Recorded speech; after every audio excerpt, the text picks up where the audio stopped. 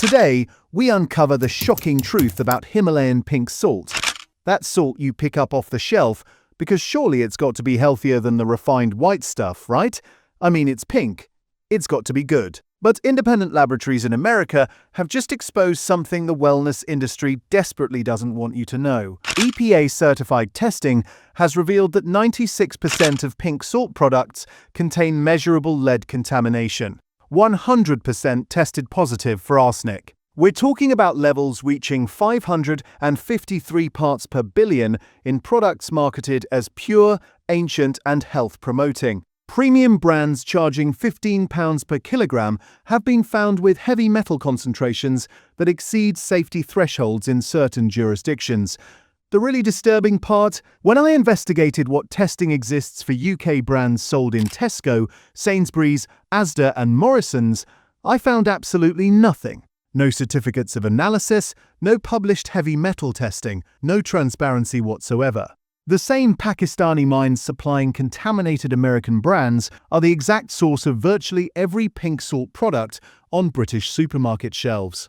We're paying premium prices for what might be geological Russian roulette, and the retailers selling it to us have zero legal obligation to verify what's actually in the package.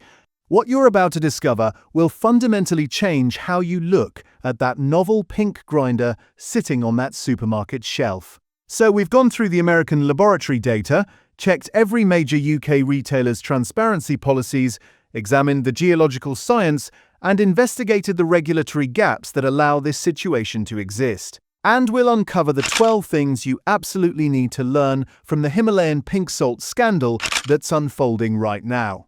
But before we get into it, I need your help spreading this information. If you think consumers deserve to know what's actually in the food we're buying, if you believe supermarkets should be required to publish testing data, then smash that hype button right now. That's how we push this video to more people. That's how we create the pressure that forces supermarkets to start answering questions they've been avoiding. Every hype, every like, every share tells these companies that we're not accepting trust-based marketing anymore. We want proof. So if you're tired of wellness products that cost 10 times more than table salt without any verification of purity, hit that hype button. Leave a comment telling me what you think about this transparency gap. And subscribe, because I'm going to keep investigating exactly these kinds of food industry secrets that affect your family's health. This is how we fight back against corporate complacency. This is how we demand better standards. Let's make some noise.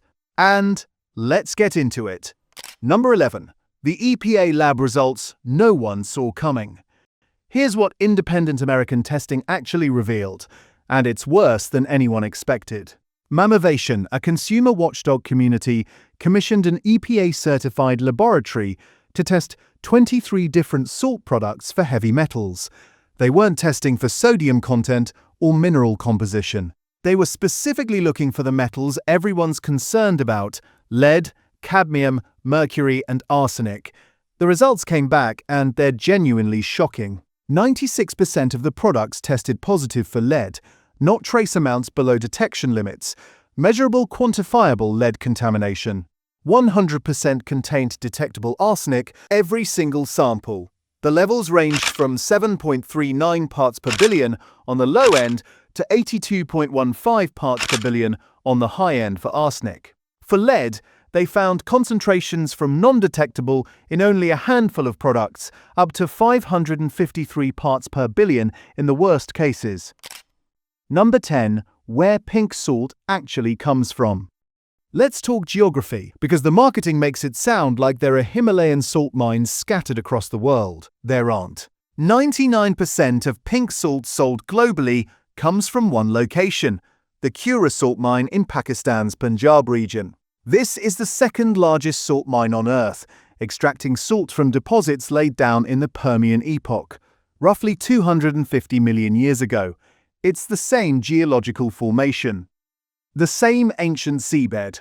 Whether your pink salt costs £3 from Tesco or £15 from a boutique wellness shop, it almost certainly originated in this Pakistani mine. The pink color everyone pays premium for, that's iron oxide. Rust. The minerals trapped in these crystals accumulated over geological time as that ancient sea dried up.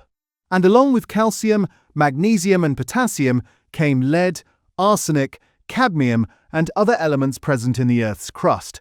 Now, there is one exception Americans know about. Redmond real salt, mined in Utah from a similar ancient seabed deposit. It's family-owned, they actually test their product, and they publish the results publicly. Americans who've done their research swear by it.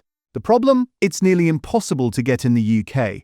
No major supermarket stocks it. Shipping costs £30 or more. Even if you order it, you're paying around £40 per kilogram by the time it arrives. So while Americans have access to a verified tested option, we Brits are stuck with whatever Pakistani imports our supermarkets decide to purchase. Every pink salt brand in Tesco, Sainsbury's, Asda and Morrison sources from Pakistan's salt range. Bart Himalayan pink salt, Pakistan. East End Himalayan pink salt, Pakistan. Even the ones with elaborate packaging and artisan marketing are coming from the same geological formation that produced the contaminated American samples. Here's why this matters so much. You can't avoid the contamination risk by switching between UK brands. They're all sourced from the same place. The geological heavy metal profile doesn't change because someone put it in fancier packaging or charged you more money. Until UK retailers either stock-tested alternatives like Redmond or publish their own independent testing results, we're essentially buying mystery salt from Pakistan with zero verification. Number 9. The Celtic Sea salt lawsuit everyone's ignoring. This one destroys the assumption that premium pricing equals premium purity. Celtic sea salt, marketed by Salina Naturally, positioned itself as the high-end choice, doctor-recommended, quality certified, responsibly sourced. They charge around £15 for a small bag. The packaging features all the wellness buzzwords: vital minerals, good manufacturing practice, ancient harvesting methods. In February 2025, they were hit with a class action lawsuit. Why? Because independent laboratory testing revealed their fine-ground Celtic sea salt and light grey Celtic sea salt contained 460 parts per billion of lead. That exceeds California's Proposition 65 maximum allowable daily dose level of 0.5 micrograms per serving. The lawsuit alleges the company misled consumers into believing their products were healthy and pure, despite knowing they contained significant levels of toxic heavy metals. The contamination wasn't limited to lead. Testing also found elevated arsenic levels. This matters because Celtic sea salt represented exactly what pink salt enthusiasts claim they're buying. It's more expensive than pink Himalayan salt. It's harvested from protected waters in France. It has protected geographical indication status. It's endorsed by wellness influencers and naturopaths. And it still failed the testing. Number 8. UK supermarkets publish zero testing data. Here's what I found when I investigated UK transparency. I went to Tesco's website and searched for their pink Himalayan salt products. I looked for certificates of analysis, batch testing information, heavy metal verification. Nothing. I checked Sainsbury's. They sell Fudco Himalayan pink salt. No published COA, no supplier verification documents available to consumers. Asda? Same story. Morrison's? Identical situation. Waitrose. Not a single certificate of analysis for their pink salt products. I didn't stop at supermarkets, I went to the brand websites themselves. Bart Ingredients, a major UK supplier of herbs and spices, sells Himalayan pink salt. Their website talks about sourcing from Pakistan's salt range. They mention the pink hue from trace minerals. No published third-party testing for heavy metals anywhere on their site. Fudco, another major brand sold in British supermarkets, no certificates. East End, nothing. I contacted the Food Standards Agency directly, asked if there's any pre-market testing requirement for imported salt products. The answer? No. Salt isn't in a category that requires routine heavy metal testing before it reaches supermarket shelves. The FSA conducts surveillance programs that test general food categories, but they don't publish brand-specific results for salt products. They test salt as a category in their total diet study, but that doesn't tell you whether the specific jar of Bart Pink Himalayan salt in your cupboard has been tested. Here's the uncomfortable truth. Unlike in America, where consumer groups like Mammovation have crowd-funded independent testing and published the results, no equivalent large-scale UK testing program exists for salt. We don't have a lead-safe Mama equivalent systematically testing British supermarket products. The result? A complete transparency gap. You're supposed to trust that Tesco wouldn't sell you contaminated salt. You're supposed to assume Sainsbury's has done due diligence, but there's no public documentation proving it. No batch numbers linking to test results. No published certificates showing this specific shipment was analysed and met safety standards. It's trust-based marketing, and trust is exactly what American consumers were operating on before independent testing revealed the contamination. Number 7. Your pink salt supplier changes without you knowing. This is the part of procurement most consumers never think about. Supermarkets don't have long-term exclusive relationships with single salt suppliers. They use quarterly or annual contracts with multiple potential vendors. The purchasing decision is based primarily on one factor: cost. Here's how it works in practice. Tesco puts out a tender for Himalayan pink salt. Multiple Pakistani exporters bid on the contract. Whichever one offers the lowest price per ton while meeting basic specifications wins that quarter's supply. Next quarter, a different supplier might undercut them and win the contract. The Tesco own brand pink Himalayan salt you bought in January 2024 could be from a completely different mine, processed by a different facility, than the identical-looking package you bought in July 2024.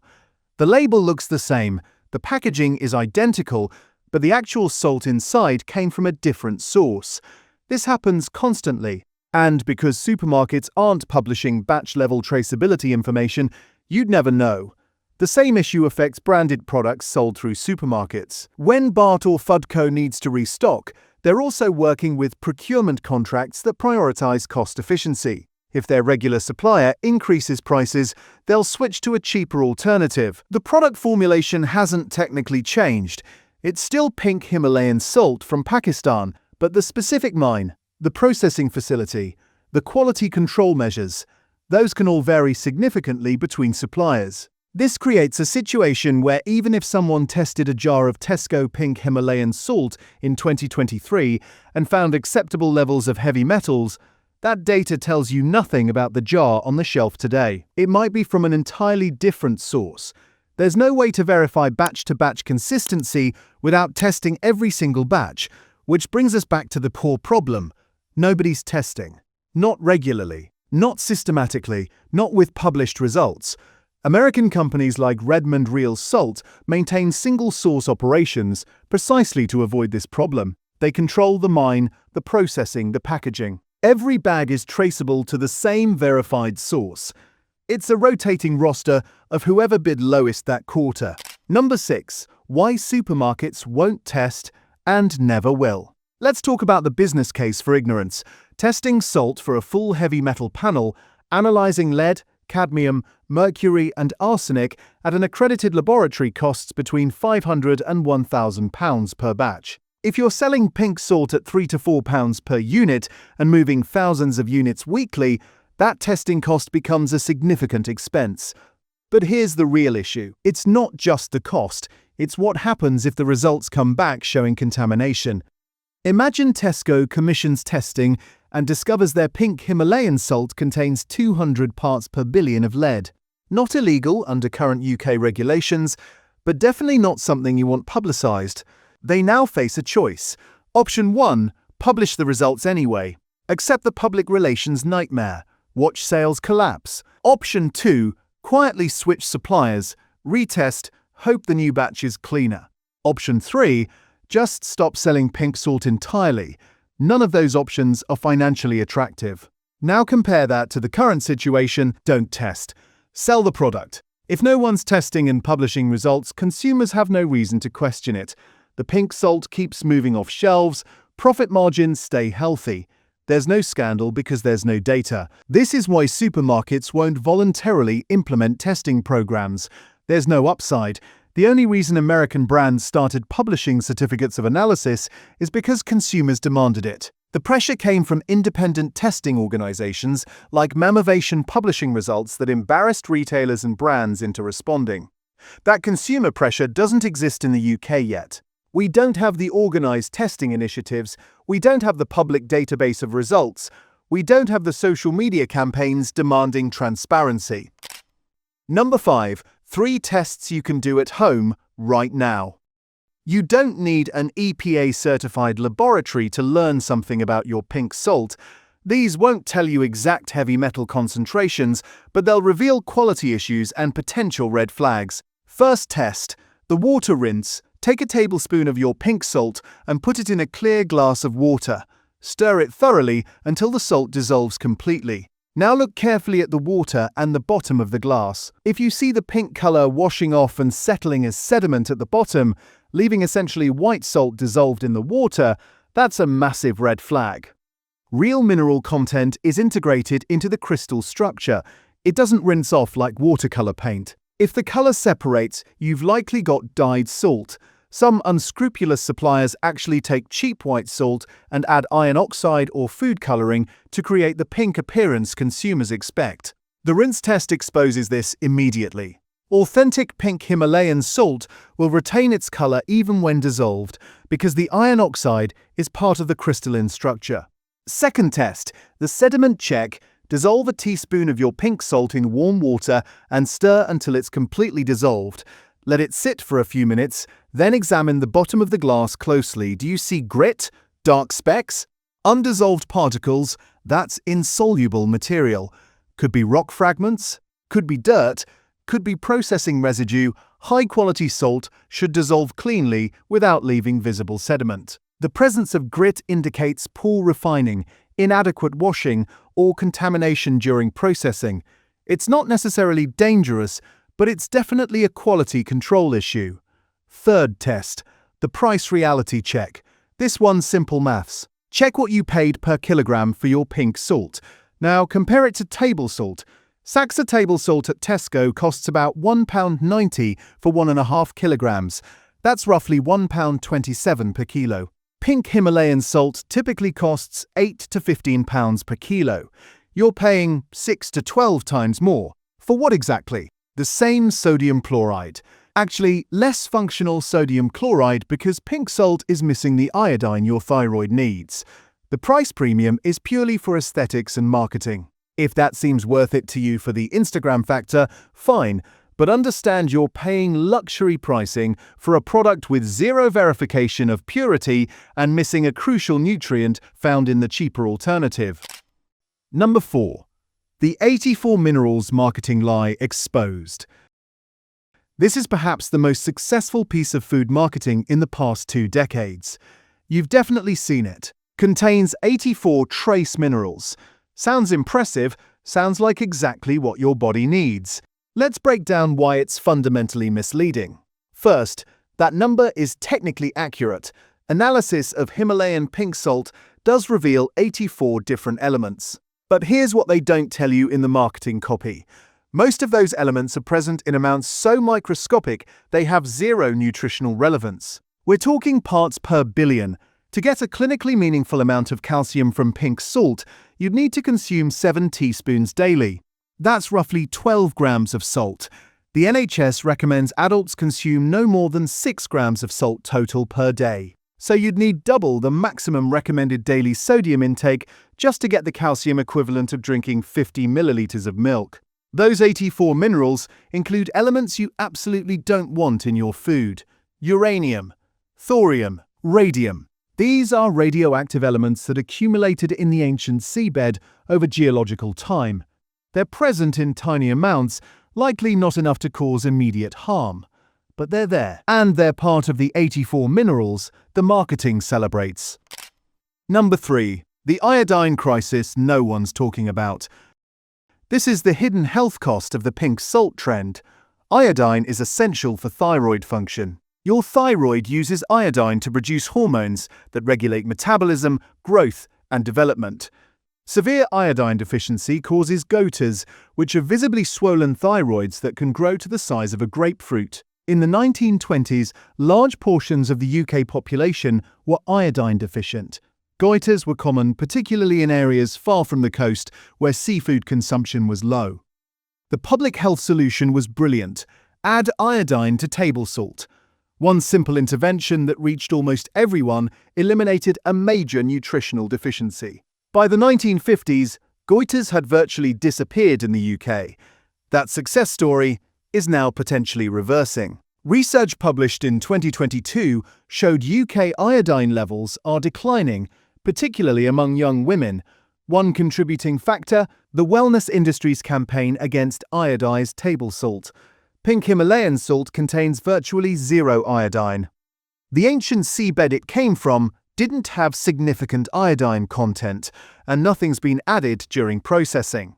So when someone switches from iodized table salt to pink Himalayan salt, they've just eliminated a major dietary source of iodine. The recommended daily intake for adults is 150 micrograms. Pregnant women need 220 micrograms because iodine is crucial for fetal brain development. To get 150 micrograms from pink salt, you'd need to consume approximately 50 grams. That's about 3 tablespoons of salt. The sodium content of that amount would be roughly 20,000 milligrams.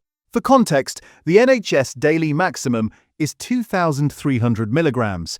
You'd be consuming nearly 10 times the safe sodium limit trying to get adequate iodine from pink salt. It's physiologically impossible to use pink salt as your iodine source. But here's the problem. Most people don't realize they've created an iodine gap. They switched to pink salt because an influencer said it was healthier. They're not eating enough seafood or seaweed to compensate. They're not taking iodine supplements. Over months and years, their thyroid function can decline. The symptoms are subtle at first: fatigue, weight gain, feeling cold, brain fog. People attribute it to stress or aging, not realizing it's a nutritional deficiency they've inadvertently created. This is a public health concern that's getting almost no attention because it's developing slowly, and the wellness industry that created the problem isn't going to acknowledge it. Number 2. What the research says about ancient purity. The marketing of Himalayan pink salt leans heavily on its age, 250 million years old. Ancient seabeds, pure, untouched by modern pollution. It sounds compelling until you actually understand the geology. Here's the reality. Ancient doesn't mean pure. It means the contamination is geological rather than industrial. Those ancient seabeds absorbed everything present in the environment over millions of years as layers of sediment compressed into rock salt. That includes beneficial minerals. It also includes toxic elements that naturally occur in the Earth's crust: lead, arsenic, cadmium, uranium, thorium, all naturally present in geological formations. The age doesn't protect you from contamination. If anything, it guarantees that whatever heavy metals were present in that ancient ocean are now concentrated in the salt crystal structure. There's no filtering process, no purification. Those elements have been locked in the crystal lattice for 250 million years. Modern pollution can't touch it because it's buried underground. But the ancient pollution is permanent. Research published in Foods Journal in 2020 analyzed 31 samples of commercially available pink salt. They found that lead concentrations ranged from undetectable to 2.59 milligrams per kilogram. One sample from Australia exceeded the national maximum contaminant level set by Food Standards Australia-New Zealand by 25%. That sample contained 130 times more lead than conventional white table salt. The contamination isn't from modern industry. It's from the geological formation itself. Number 1. What this means for UK shoppers. Here's where everything we've covered comes together into a single uncomfortable conclusion. The same Pakistani mines supplying contaminated salt to American retailers are the primary source for virtually all pink salt sold in UK supermarkets. The geological contamination pattern that American testing revealed doesn't stop at international borders. The rock formations are the same, the heavy metal profiles are comparable. Yet in the UK we have zero published testing data, no certificates of analysis from Tesco, Sainsbury's, Asda or Morrison's, no batch-level verification from Bart, Fudco or East End, no regulatory requirement forcing anyone to test before selling. No consumer testing organizations publishing independent results. We're operating on pure trust, and that trust is based on nothing except the fact that these products are on supermarket shelves. American consumers were operating on the same trust until independent testing revealed the contamination. The only difference is Americans now have the data. We don't. This creates a genuine knowledge gap. I'm not claiming that UK pink salt is definitely contaminated at the same levels as American brands. Maybe it isn't. Maybe UK importers have better quality control. Maybe the specific mines they source from have lower contamination. But we don't know. And we can't know without testing. Until UK supermarkets publish certificates of analysis showing batch-level heavy metal testing by accredited laboratories, every jar of pink salt is a question mark. You're paying premium prices for unverified purity from the same geological source that failed testing in America. That's the situation. Now, what should change? Supermarkets should publish third-party testing results for every batch they import. It's technically simple. Test, publish the COA with a batch number. Let consumers verify the jar they're buying has been analyzed. American brands already do this voluntarily. The FSA should require heavy metal testing for all imported salt products before they reach retail. Salt isn't currently in the testing categories that get systematic surveillance.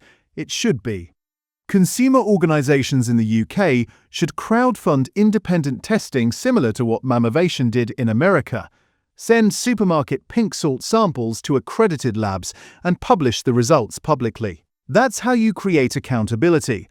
What can you do as an individual consumer? First, understand you're making decisions based on incomplete information.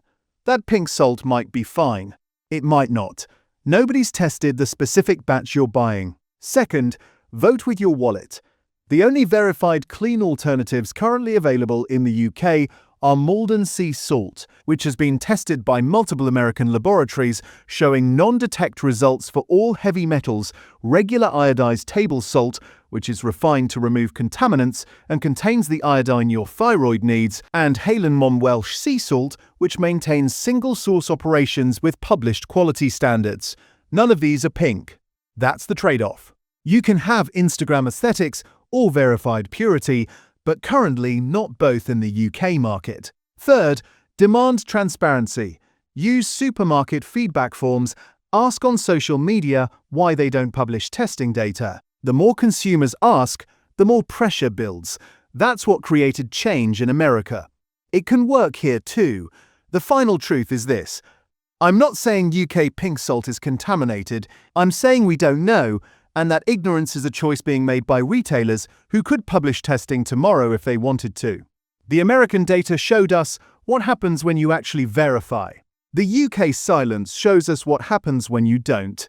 Until that changes, I'm not gambling with my family's health on trust-based marketing from companies with zero accountability. The geology is the same, the source is the same. The only thing missing is the testing, and that absence speaks volumes. If this investigation has opened your eyes to just how little transparency exists in our food system, I need you to do something right now. Hit that hype button. Not for me, but because that's how we force change. We're uncovering things supermarkets prefer to keep silent about. We're forcing transparency in a system built on blind faith instead of testing. And we just don't trust them anymore. Every hype tells the algorithm this matters. Every share reaches someone who doesn't know yet. Every comment builds pressure on retailers who prefer we stay quiet and keep buying.